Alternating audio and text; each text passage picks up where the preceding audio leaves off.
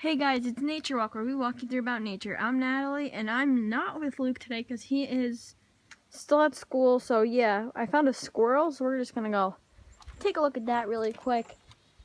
And I just came home from school, so yeah, that shows that it's actually pretty early. I'm just gonna head down here.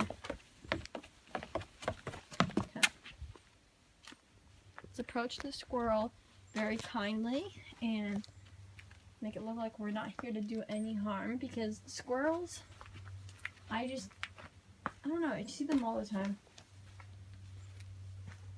Let's try and get a close-up shot of him. Where'd he go? There he is. Wait for it. There he is.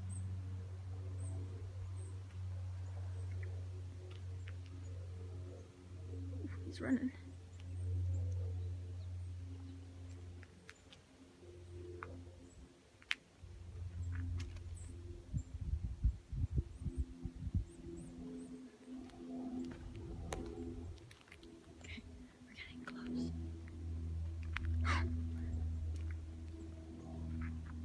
Okay, we're gonna make him go away.